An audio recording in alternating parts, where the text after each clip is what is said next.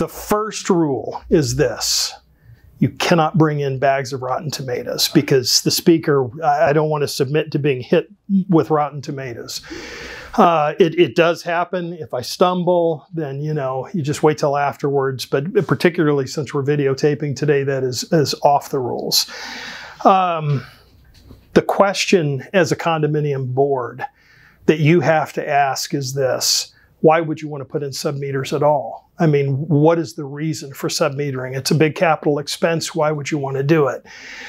And my answer to you is this: you have two things in your budget that are the most expensive line items that you have and are the most difficult to anticipate. One of them is insurance, and the second one is water and sewer.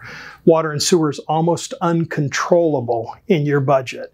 When you are doing your annual budget, you set it based on last year. What happens in the coming year if people overconsume? What happens if the local utility decides to raise their rates? How are you going to compensate for that? And the answer to that is, well, you have no method of compensating for it. You're going to have to do a special assessment. You're going to have to go back to people with your hat in your hand and ask them for money. And that is something as a board that you really don't want to do. So let's first of all look at why water and sewer is so uncontrollable. Why is it that you can't predict what's going to take place in your community on this very large budget item that you have?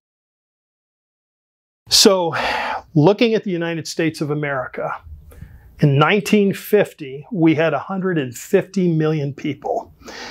When you look at the United States in 2021, you have 333 million people.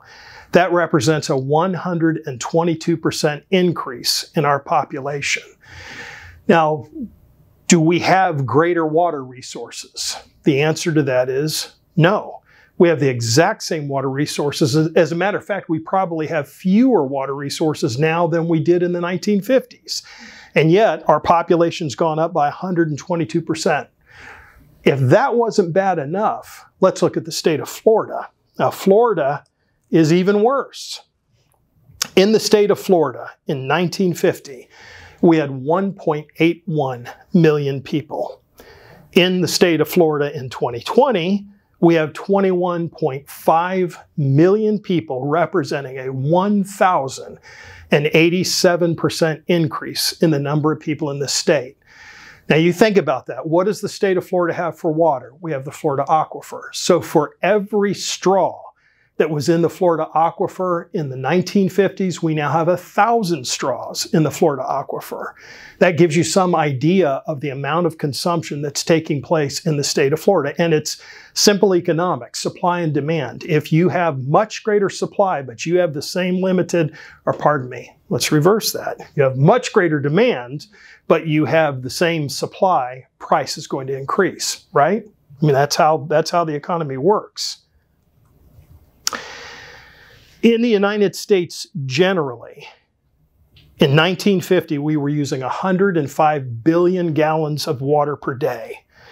Nationally, in 2015, which is the last time the statistic was taken, we were using 355 billion gallons of water every single day. That's a 238% increase in the water consumption with the same resources. Now, I'll tell you this, I say with the same resources. Think about what's happening out west. I don't know if any of you are following Lake Tahoe. I think it's Lake Tahoe? Lake Tahoe.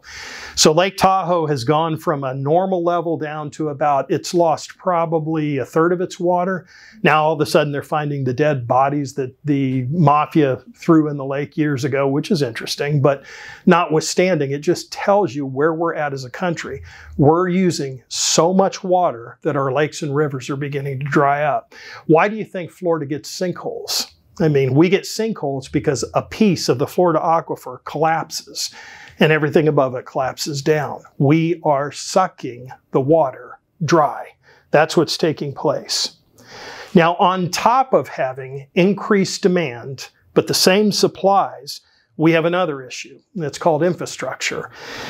Nationally, the majority of the pipes that have been laid in our country were laid between World War II and the end of the 20th century. So, I mean, For those of you that don't realize it, it was the World War II generation that by and large built half of the infrastructure that we have. On top of that, on those pipes, we now have streets, cities, sidewalks, things like they're building outside of this building, which for those of you that are watching this are giant overpasses. All of that has been built on top of the existing water and sewer infrastructure. 40% of the pipes in this country are 40 years old or older. There are pipes in the city of Tampa that I guarantee you are 80 years old. Now, I mean, my house has 60-year-old pipes, so I feel sorry for the 80 to 100-year-old pipes. They estimate that the difference between what is needed to fix the infrastructure and what's actually being spent is $500 billion. That's a lot of money. Now, that's something I wish our government would spend some money on, is infrastructure. You know, you have failing infrastructure all over. What are they supposed to do? Well, City of Tampa, as an example, in 2018 and 19 had 3,500 water main breaks. That means they scrambled crews out, turned off water, excavated sidewalks and streets to get to 3,500 mainline breaks. As a result, Tampa announced that they would double their rates in the next 8 years. That announcement was made in 2019. So for those of you that are watching this, it's 2022. We are well on our way to doubling those rates. What else are they to do? They have no other capacity to do anything for all of this except to raise the rates. And for those of you that are in doubt, don't think that's going to decrease as we head forward. We have still same limited supplies, many more people, failing infrastructure. None of that leads to decreases in the cost of water. So according to CBS News, this was in August of 2019, they came up with this statistic. On average, Americans are paying $104 per month in water and sewer bills.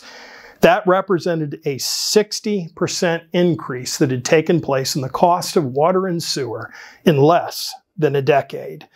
There have been 8 consecutive years of increases in the 50 largest metropolitan areas in this country. And so what does that do to you as an association board? Because you're the ones that are trying to budget every single year. Well, you're trying to anticipate what's going to take place without having any capacity to control what happens in your community. Are you going to under budget? Yeah, you probably are. Are you going to feel pressure to increase your monthly fees? Yes, you are. What happens then if you make a mistake in that? Well, you're in trouble because you don't have any control over what's taking place. So what can you do? That really is the question. As a community, what can you do? Well, the answer to that is in how you pay for water. Now, I'm going to say that again because I want you to hear it. The answer is in how you pay for water. There are 2 methods that you have available to you as a community for paying for water. You can use allocation or budget allocation, which is, I think, what I called it up here in this slide, or you can use submetering. So what is budget allocation? With budget allocation, the annual expected cost is calculated. The total is divided by the number of households in your community, and the cost is rolled into the monthly fees. Seems very simple, doesn't it? You hope that it works. What are the results of budget allocation in a community? Now again, realize you're guessing, you're pushing a number in, and you're popping it into the monthly fees. What is the result? Number 1 result, overconsumption. There's an old adage, out of sight, out of mind. When people don't pay for a resource directly, they will always overconsume that resource. In fact, by using budget allocation, by not disclosing to people the cost of water and sewer, what you're doing is you're creating a culture of overconsumption. They literally do not care how much they're consuming.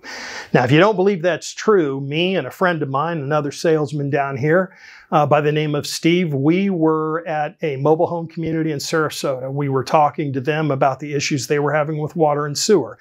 The board president told us that they had sent out letters to everyone. They had tried to get the community to conserve, and then they physically talked to people about consumption issues, fixing your toilets, trying to conserve. They get to a snowbird's house. Now, for those of you that don't know what a snowbird is a seasonal resident. They come down in the winter, they leave in the summer. They gave him the pitch. We want you to save water because our budget is out of control and we have to control this expense. And his response to them was this: I'm not here for 6 months of the year, so I'm going to consume more water to make up for lost time. That was exactly what the man said.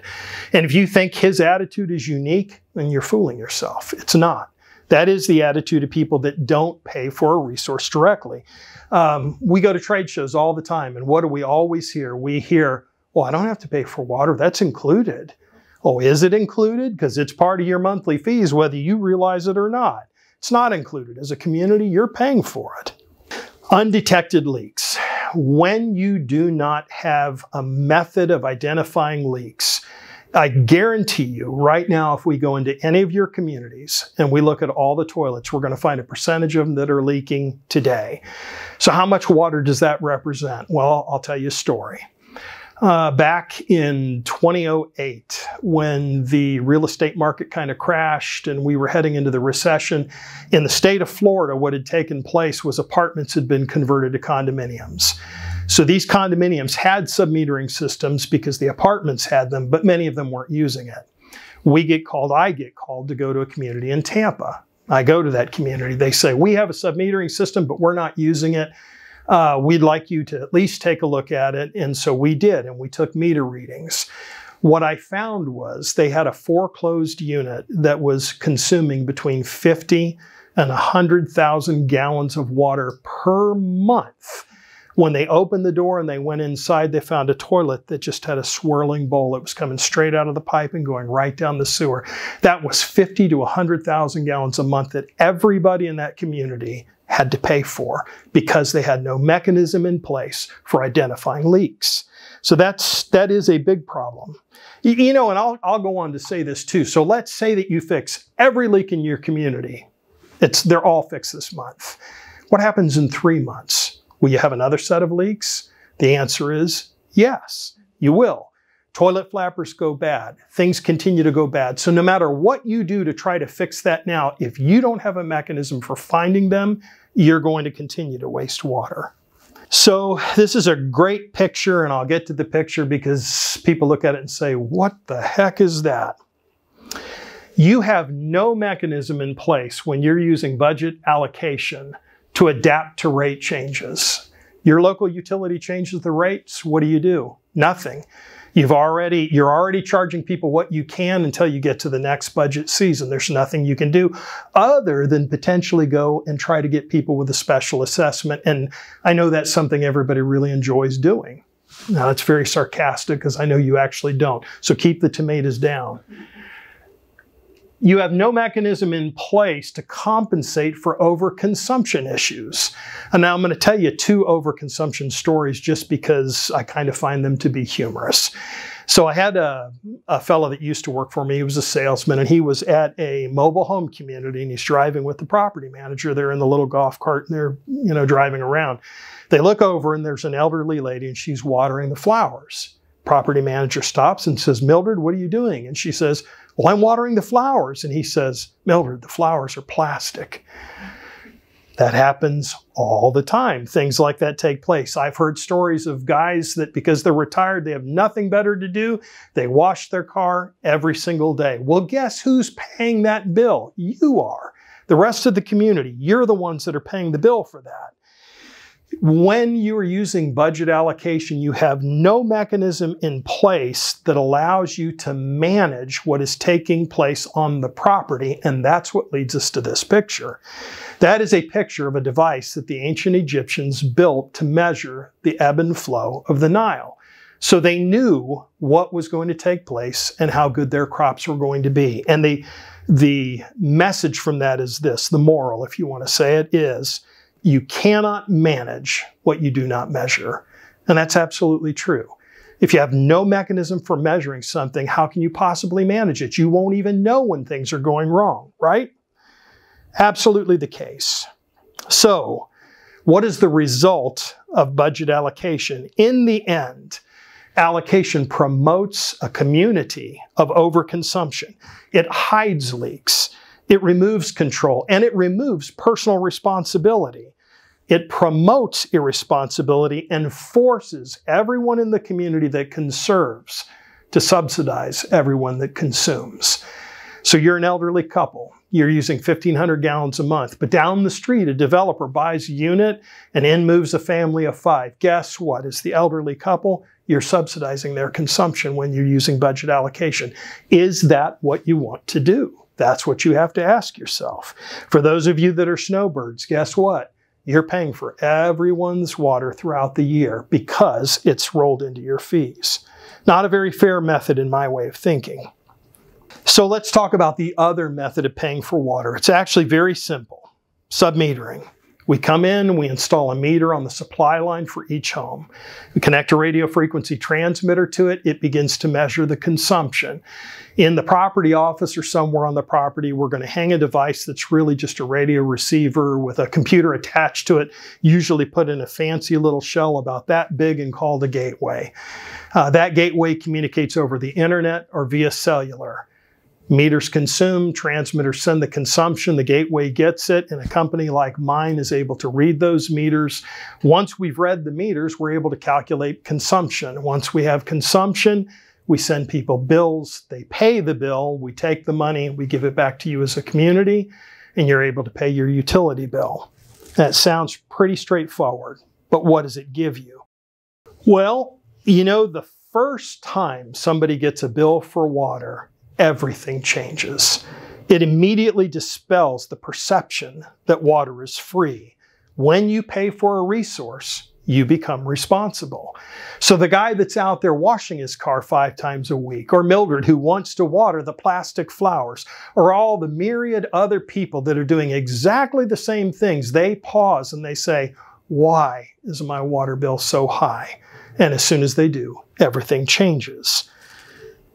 That's the first effect. I can tell you this, in the first 3 months when we install submeters, we're going to get a ton of complaints.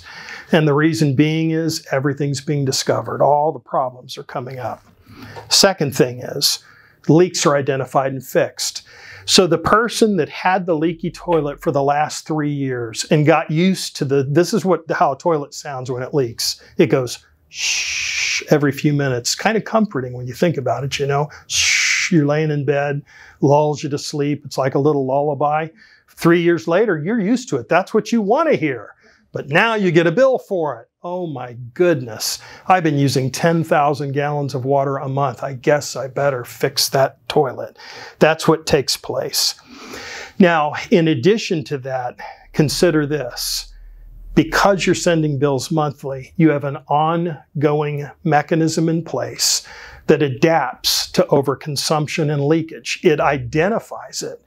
Every month somebody gets a bill. If their gallonage goes from 3,000 gallons in a month to 5,000 gallons in a month, they're going to call our customer service line and they're going to try to find out why. Or, as in my own case, I am a homeowner and I knew I had some leaks and I ignored it until I got a bill. And then I was very prudent to fix the leaks thereafter. So that's what happens. It is a self-policing enforcement mechanism for leaks. Budget stability. Now, you know, as a board, there's nothing that you like less than having to do the budget every year, particularly when you have something that is as chaotic, as difficult to predict as water and sewer. So when you put in submeters, you've just removed water and sewer from your, you no longer even have to think about it anymore. It is not a part of your considerations when you're doing the budget, or if it is, it's going to be a very small part. Wouldn't that be nice to not have it as a part of your budget, to not have to feel that pain every year? Not only that, but billing can immediately adapt to provider increases. So your mid-year utility says, hey, we're jacking the rates up. No problem. We change the rates in our billing software and people begin paying the current rate for water rather than you as a community making up the difference. Overconsumption, that's taken care of. People overconsume, they pay for it rather than you. So in the end, it's going to reduce the pressure on you as a board and on the property manager to have to go and increase rates every single year, or worst of all, do a special assessment because you didn't get enough money. That's what's going to take place. And who doesn't want that? How's it work for the residents? Well, if I'm that elderly couple and I recognize that I'm subsidizing the family that's consuming 10,000 gallons a month, I want something that's fair to me. If I'm the snowbird, I don't want to pay for everyone else's water. I would rather just pay for my own water. All of that ends once you put in submeters. Everybody pays for what they consume. Households are fairly and equitably charged for their own consumption. And again, who doesn't want that? I mean, that's fair. That's fair and square. Now, this is a very bad graph that I put together because it charts the percentage of decrease on an increasing scale. So I'm going to go through this and explain it to you. I used to run I was director of operations of a company in Virginia, and I had the opportunity to do a study on a condominium community where submeters have been installed 10 years prior. Now, this is what I found. The submeters were installed in 2005. It was a 280 unit condominium community. Between 2005 and 2015, the rates in that area doubled. Now that's startling in and of itself. Those rate increases would have cost them an additional $92,560 annually. But instead, because they had put in submeters, they saw a 30 to 35% decrease in their water consumption, and they shaved $58,890 out of that $92,000 because they'd been prudent enough to put in submeters. So if you look at this graph, this is where submeters were installed. In the first year, they saw a 35% drop in their water consumption. And then it just continues to go between about 30 and 40% for 10 years. That's an actual case study of a condominium community just like yours. So if they can do it, you can do it. So the question is, how will you pay for water? Therein comes the question. As a community, how will you pay for water? Will you continue to do what you've been doing?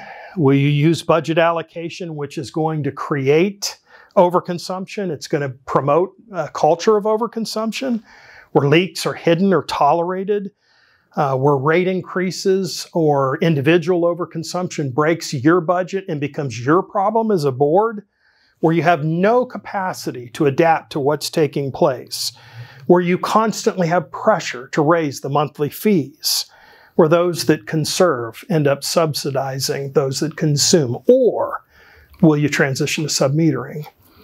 Immediate motivation to conserve.